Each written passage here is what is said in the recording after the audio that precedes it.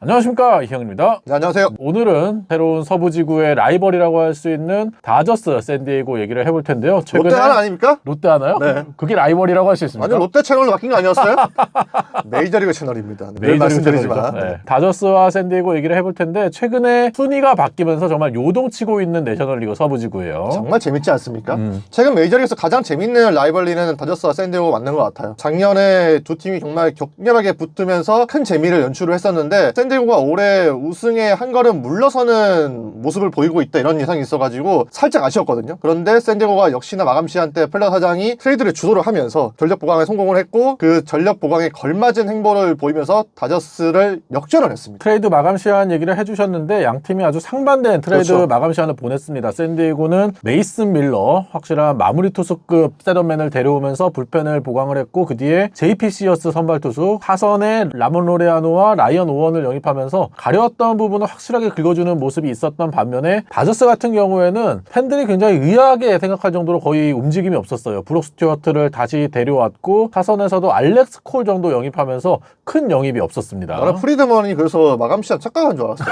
아니, 너무 조용하길래. 원래 웨이버 트레이드 있는 줄 알았나? 아니 원래 항상 몇 분을 남겨두고 대형 트레이드를 성사시키는 모습들이 있었는데 이번에는 그냥 지나가는 모습 보여주면서 샌디에고가 대조적인 분위기를 연출을 했었고 결국에는 샌디에고의 이런 움직임이 결과로 이어지는지가 중요했는데 현재로서는 결과로 이어지고 있습니다. 로리아노, 페르미 잘해주고 있고 메이슨 밀러가 합류한 샌디에고의 불펜은 그 누구도 범접할 수 없는 전력을 구성을 했습니다. 매니 마차도가 프렐러 사장이 트레이드 마감 시한에 바쁘게 전력 보강을 해주면서 팀에게 동기부여가 됐다라는 식으로 얘기를 했었고요. 이번에 메이스 밀러까지 합류를 하면서 샌디에고는 불펜진이 더욱더 탄탄해졌는데 불펜에 95마일 이상의 평균 구속을 가진 선수들이 6명이나 됩니다. 아, 많이 있네. 거기에다가 제이슨 애덤도 거의 95마일 가까운 평균 구속을 가지고 있는 선수고 그 빠른 공에 단순히 구속만 빠른 게 아니라 무브먼트도 다 좋은 선수들이거든요. 그러다 보니까 경기 후반을 지배하는 모습이 나오고 있는 샌디에고고 반면에 다저스는 최근에 부진한 모습을 보면은 선발진은 잘 던져주는데 불펜에서 무너지는 경우가 상당히 많이 나오고 있어요. 그러니까 지키는 야구가 선행이 되는 게 포스트 시즌을 노리는 팀들에게 굉장히 중요한데 샌디에고는 사실 그 지키는 야구가 선발이 좀 과장 못해가지고 4회까지만 던져도 충분히 막을 수 있는 불펜을 구축을 해줬습니다. 데이비 모그 같은 선수들은 사실 잘 알려진 선수가 아니었는데 이 선수도 지금 1점대 ERA 찍으면서 좋은 모습 보여주고 있고 추격조에 있는 선수들도 굉장히 좋은 모습을 보여주니까 모든 선수가 이제 필승조고 모든 투수들이 거의 마무리를 맡을 정도의 역량을 갖추고 있죠.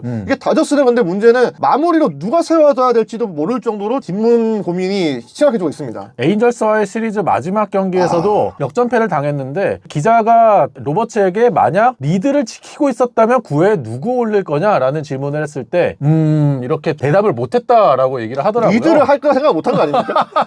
그만큼 지금 다저스가 불펜에 어려움을 겪고 있고 아무래도 트레이드 마감 시한에 적극적으로 움직이지 않은 부분은 부상 선수들이 복귀하기를 좀 기대를 하면서 그렇게 한 것 같은데 사실 트라이넨도 부상에서 복귀한 이후에 좋지 않은 모습을 보여주고 있고 그라테롤이나 마이클 코페 이런 선수들이 복귀해서 잘할 수 있다라는 보장이 없거든요. 그렇기 때문에 트레이드 마감 시한에 안 움직인 거는 상당히 의아했던 부분이었고 물론 지금 선발 투수들이 잘 던져주고 있긴 하지만 글래스나우나 스네 같은 경우도 조금 더 몸 상태가 올라와야지 불펜의 과부하를 줄여줄 수 있을 거라고 생각이 되거든요. 그러니까 다저스의 기조는 분명하잖아요. 최고 유망주들을 소진하면서 비싸게 불펜을 데려오지 않겠다. 이런 신념이 물론 맞을 수도 있겠죠. 시간이 지나면 다저스가 후회할 수도 있는 상황이 올 수도 있는데 근데 매년 우승을 노려야 되는 팀이 너무 장기적으로 바라봤던 게 팬들이 봤을 때도 의아해하지 않나 싶고 결국에는 다저스 불펜의 고민은 캐너 스캇이라든지 코팩이라든지 이런 선수들이 돌아와서 잘해줄지에 대한 여부는 그러면 부상 이전에 이 선수들이 압도적으로 잘했어야 되는데 부상 이전에도 믿음을 심어주지 못하는 모습을 보여줬는데 과연 복귀 이후에 돌아와서 잘해줄 수 있을지에 대한 물음표가 없어질 수 있을까가 궁금하거든요. 근데 로버츠 감독도 점점 더 좀 조급해하는 모습들이 나오기 시작합니다. 이런 부분들이 포스트 시즌이 다가올수록 이미 샌디에고에게 역전을 당했기 때문에 쫓아가야 되는 상황에서 조급함이 괜찮을지도 의문입니다. 로버츠 감독이 우리가 2위로 떨어질 줄 몰랐다라는 식으로 얘기를 하더라고요. 그 정도로 심적으로 쫓기는 상황일 텐데 다저스가 과연 추격할 수 있을지 봐야겠고요. 타선 얘기를 해보면 타선도 확실히 다저스가 상하이 타선의 밸런스도 좀 깨져 있는 듯한 모습이고 오타니, 프리먼, 배츠가 동시에 잘하는 경기를 찾아보기가 쉽지 않아요. 그러면서 다저스가 타선 분위기도 들쭉날쭉한 상황인 반면에 샌디에이고 같은 경우에는 트레이드를 통해서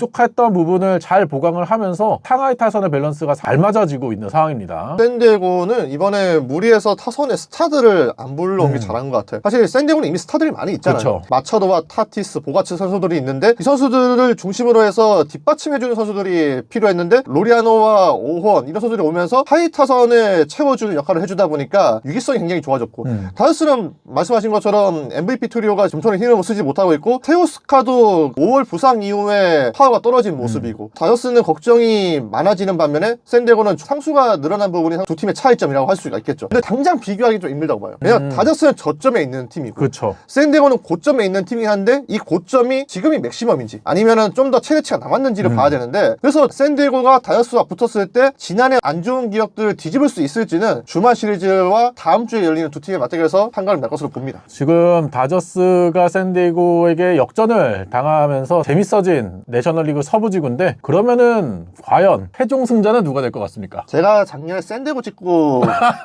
피보지 않았습니까? 그렇죠. 네. 근데 다저스의 저점이라고 말씀을 드렸는데 다저스가 이걸 찍고 반등할 일만 남았는지 가늠이 잘 안 돼요. 근데 샌디에고는 지난해 포스트 시즌에서 24이닝 연속 무득점 할 줄 몰랐잖아요. 그렇죠. 분위기가 안 좋을 때 이 분위기를 바꿔줄 수 있는 베테랑들이 있는가를 물어봤을 때 이글레시아스가 큰 역할을 하고 있다고. 네, 팀 분위기를 확실히 그러니까 잘 살리고 있죠. 뉴욕 매치 때부터 이글레시아스가 작년에도 좋은 역할을 해주면서 OMG 열풍을 일으켰는데 보가츠가 자신감을 많이 찾았다는 부분도 저는 다르다고 보거든요. 한 번 더 샌디에고 찍어봅니다. 아니 다저스가 싫어서가 아니고 네. 저는 다저스가 너무 안일했던 것 같아요. 로버츠 감독도 버릴 경기는 버린다고 하는데 그 버릴 경기를 버린다는 운영이 너무 많았어요.